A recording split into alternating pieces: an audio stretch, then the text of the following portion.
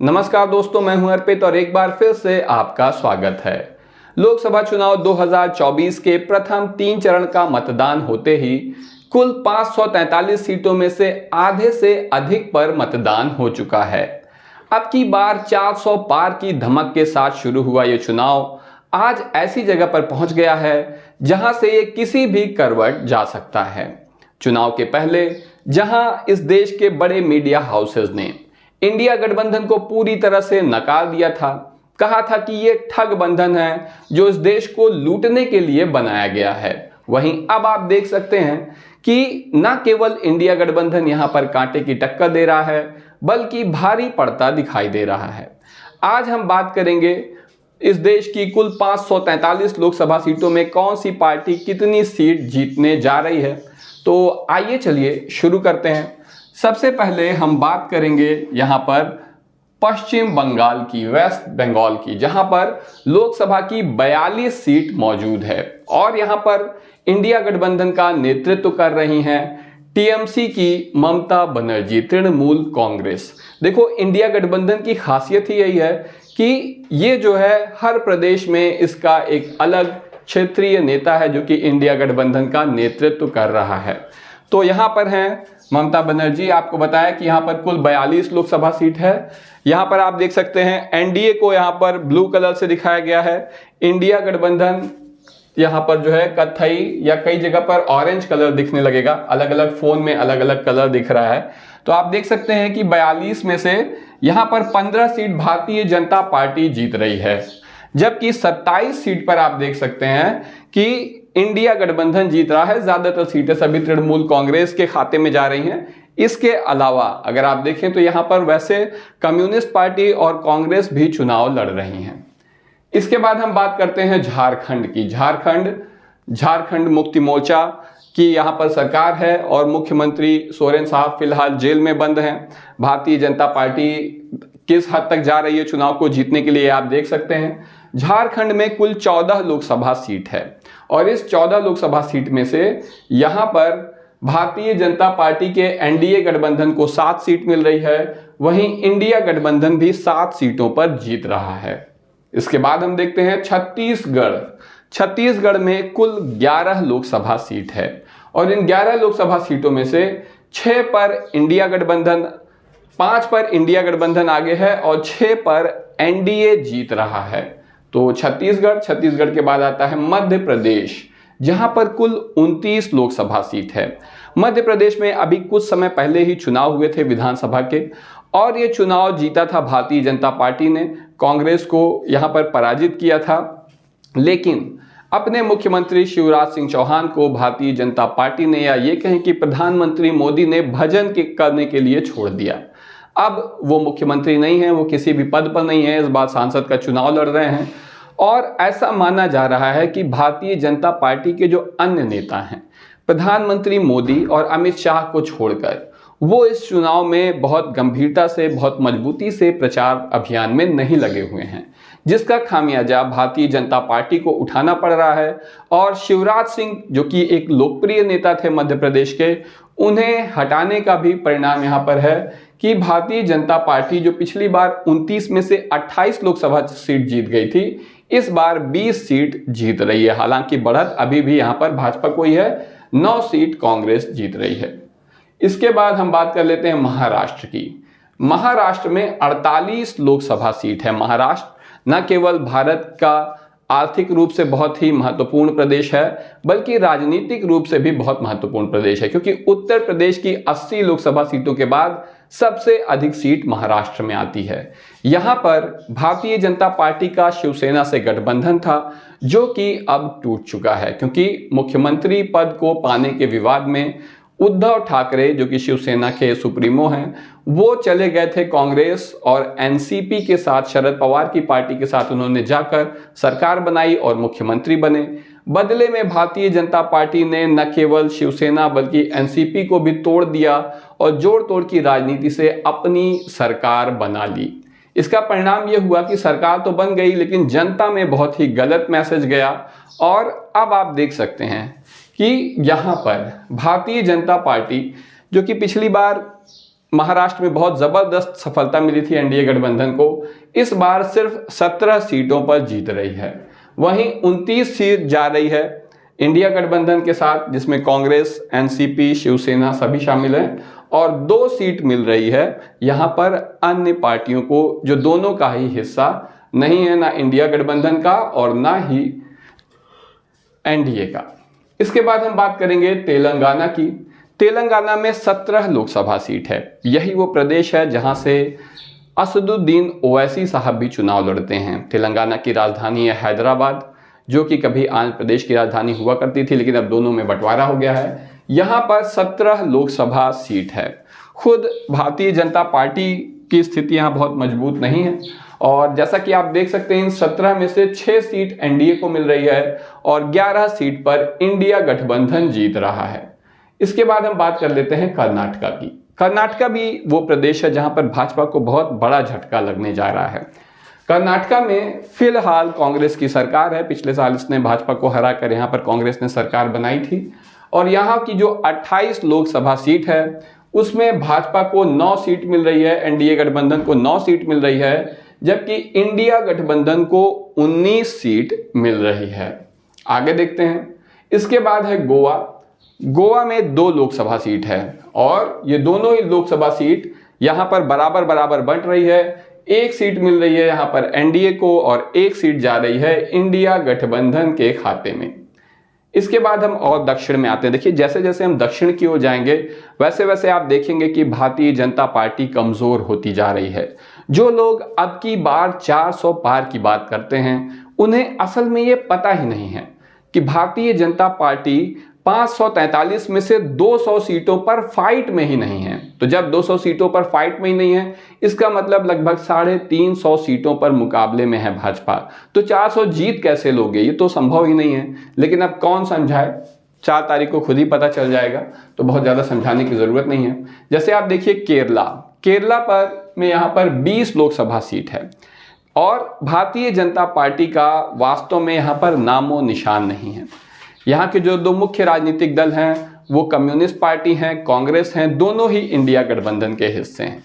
इस वजह से यहाँ की सारी सीट जो है जा रही है इंडिया गठबंधन के खाते में। लेकिन यहाँ पर 1 सीट दी गई है, आप देख रहे हैं यहाँ पर 1 सीट दी गई है एनडीए को, और 19 सीट दी गई है इंडिया गठबंधन को। इसके पीछे वजह यह है कि प्रधानमंत्री नरेंद्र मोदी और अमित शाह इस बात को समझते हैं कि उत्तर भारत में जो असाधारण सफलता है भारतीय जनता पार्टी की, जो 200 सीटों में से 180 सीट वो जीत लेते हैं उत्तर भारत की, इस डोमिनेंस को हमेशा कायम नहीं रखा जा सकता। ये निश्चित रूप से कम होगा, और उसकी भरपाई जो है दक्षिण भारत से करना चाहते हैं। इसीलिए खास जोर दिया जा रहा है तमिलनाडु और केरल में। लगातार यहाँ पर काफ़ी प्रचार अभियान में पैसे और संसाधन झोंके हैं भारतीय जनता पार्टी ने, जिसके परिणाम स्वरूप यहाँ पर केरल में 1 सीट मिलती दिखाई दे रही है। लेकिन मैं आश्वस्त नहीं हूँ कि ये सीट भाजपा को मिल पाएगी। वोटिंग परसेंट निश्चित रूप से भाजपा का केरल में भी और तमिलनाडु में भी बढ़ने जा रहा है। इसके बाद है तमिलनाडु। तमिलनाडु में आप देख सकते हैं कि 39 लोकसभा सीट हैं। ये दक्षिण भारत का एक बहुत महत्वपूर्ण, बल्कि पूरे भारत का एक बहुत महत्वपूर्ण प्रदेश है। 39 लोकसभा सीट बहुत होती है, और 39 लोकसभा सीट में से 38 जा रही है यहाँ पर इंडिया गठबंधन के खाते में, और 1 जा रही है एनडीए गठबंधन के खाते में। यहाँ पर भी वही बात है जो केरल में थी कि कायदे से तो भाजपा को यहाँ पर 1 भी सीट नहीं मिलनी चाहिए, लेकिन क्योंकि भाजपा ने यहाँ पर बहुत संसाधन खर्च किए हैं, बहुत तगड़ा अभियान चलाया है, भाजपा की बहुत बड़ी चुनावी मशीनरी है, इस वजह से यहाँ पर 1 सीट मिलती यहाँ पर दिखाई दे रही है, और 38 सीट जा रही है इंडिया गठबंधन के खाते में। आगे देखते हैं। अगला है आंध्र प्रदेश, जहां पर 25 लोकसभा सीट है। लेकिन एक खास बात इस प्रदेश के बारे में यह है कि आंध्र प्रदेश में लोकसभा चुनाव के साथ विधानसभा का चुनाव भी हो रहा है। जगन मोहन रेड्डी आंध्र प्रदेश के मुख्यमंत्री हैं, और ये जो है ना तो इंडिया गठबंधन का हिस्सा है, ना ही एनडीए गठबंधन का हिस्सा है। वाईएसआर कांग्रेस इनकी पार्टी है, और इनका आंध्र प्रदेश में मुकाबला रहता है चंद्रबाबू नायडू की तेलुगु देशम पार्टी से। चंद्रबाबू नायडू पिछले काफ़ी समय से राजनीतिक परिदृश्य से बाहर हैं, चुनाव हार रहे हैं। ऐसा भी कहा जा रहा है कि अब इनकी पार्टी का अस्तित्व समाप्त हो जाएगा अगर इस विधानसभा चुनाव में और इस लोकसभा चुनाव में इन्होंने अच्छा प्रदर्शन नहीं किया तो। इसी दबाव में आकर तेलुगु देशम पार्टी ने यहाँ पर भारतीय जनता पार्टी के साथ गठबंधन किया हुआ है। इसके अलावा एक मशहूर अभिनेता है पवन कल्याण, जो आप जानते होंगे, चाचा हैं वो RRR की मूवी के जो हीरो थे रामचरण तेजा, उनके, तो उनकी भी एक कोई सेना करके पार्टी है, वो भी यहाँ पर जन सेना या ऐसा कुछ, तो वो भी यहाँ पर भारतीय जनता पार्टी के सहयोगी हैं। और ये सब लोग मिलकर इस प्रयास में हैं कि यहाँ पर YSR कांग्रेस को हराएं। तो यहाँ पर हम देखते हैं कि कुल जो सीटें हैं वो हैं 25 और इसमें से NDA को यहाँ पर 5 सीट मिलती दिखाई दे रही है, 11 सीट यहाँ पर मिल रही है इंडिया गठबंधन को और 9 सीट मिल रही है अदर्स को, यानी कि YSR कांग्रेस को, जगन मोहन रेड्डी की पार्टी को। आगे देखते हैं। इसके बाद आता है गुजरात। गुजरात प्रधानमंत्री मोदी का गढ़ है। खुद मुख्यमंत्री अमित शाह, खुद गृह मंत्री अमित शाह और प्रधानमंत्री नरेंद्र मोदी गुजरात से ही आते हैं। यहाँ पर 26 लोकसभा सीट है।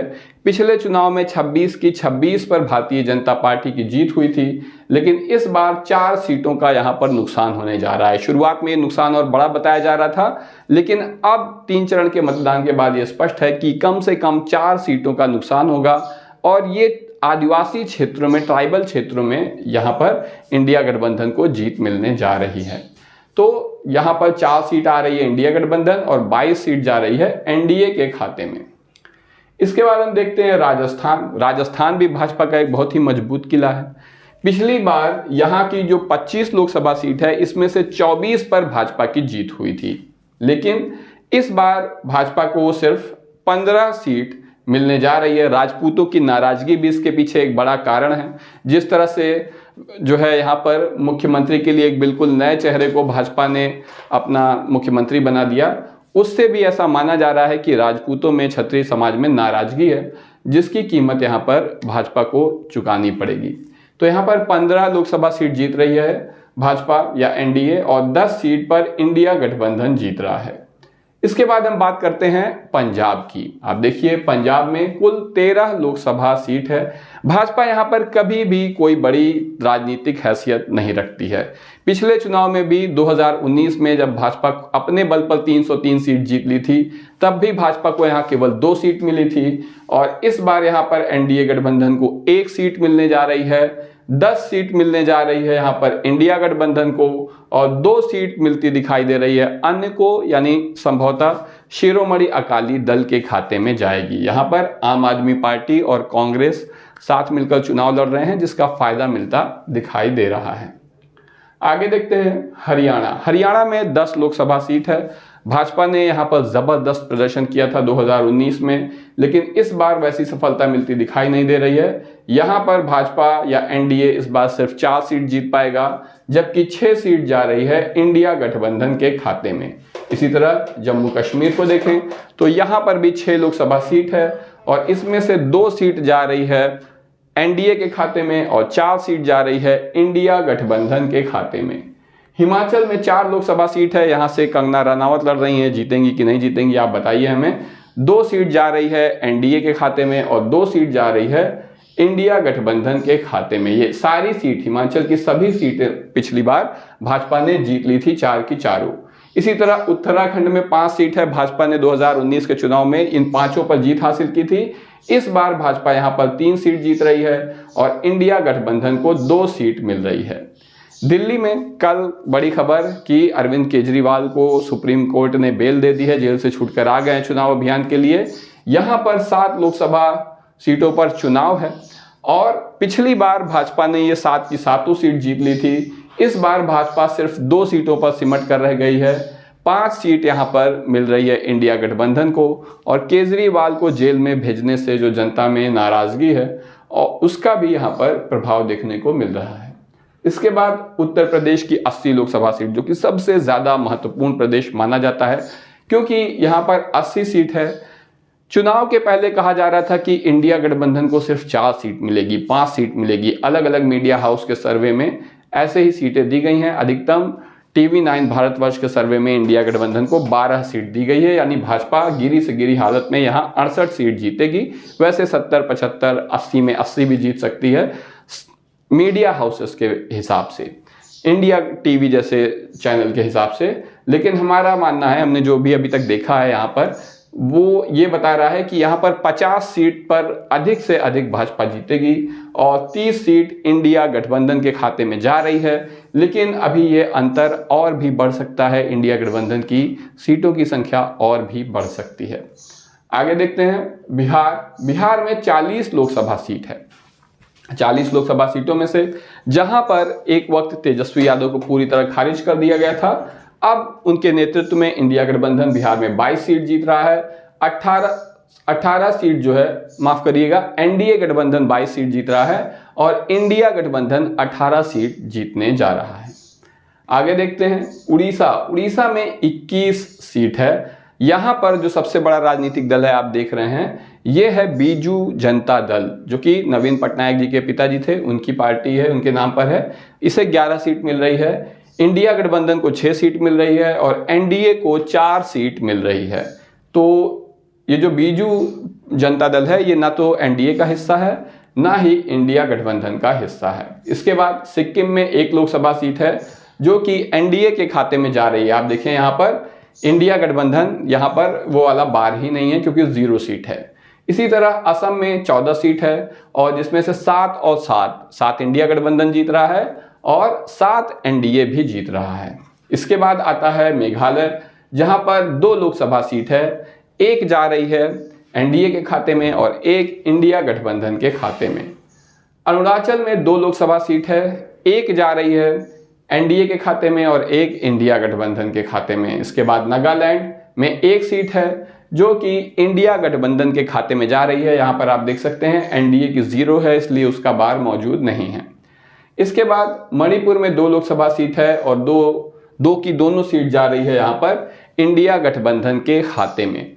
आगे बात करते हैं तो मिजोरम 1 सीट है जो कि इंडिया गठबंधन के खाते में जा रही है। त्रिपुरा 2 सीट है, एक इंडिया गठबंधन के खाते में जा रही है और एक जा रही है यहाँ पर एनडीए के खाते में। इसके बाद अंडमान निकोबार में 1 लोकसभा सीट है जो कि इंडिया गठबंधन के खाते में जा रही है और लक्षद्वीप में भी 1 सीट है जो कि इंडिया गठबंधन के खाते में जा रही है। पौंडीचेरी जो कि एक केंद्र शासित प्रदेश है, 1 सीट है, इंडिया गठबंधन के खाते में नहीं जा रही, एनडीए के खाते में जा रही है। और ये है दादरा नगर हवेली, दमन और दीव, केंद्र शासित प्रदेश है, यहाँ पर 2 सीट है और 2 की दोनों सीट आप देख सकते हैं कि एनडीए के खाते में जा रही है। इसके बाद चंडीगढ़ आखिरी है, ये एक केंद्र शासित प्रदेश है, राजधानी है पंजाब और हरियाणा की संयुक्त, और ये जो सीट है ये जा रही है इंडिया गठबंधन के खाते में। तो अब अगर हम देखें तो टोटल कुल 543 जो लोकसभा सीट है उसमें से एनडीए, इंडिया गठबंधन और अदर्स की बात करें तो एनडीए को, यानी भाजपा का जो गठबंधन है, उसे 227 सीट मिल रही है, इंडिया गठबंधन को 290 सीट मिल रही है और अन्य पार्टियों को 24 सीट मिल रही है। तो स्पष्ट रूप से यहाँ पर पूर्ण बहुमत मिलने जा रहा है इंडिया गठबंधन को, इसकी सरकार बनेगी। इस बारे में आपका क्या कहना है कमेंट सेक्शन में ज़रूर बताएं। आज के लिए बस इतना ही, धन्यवाद।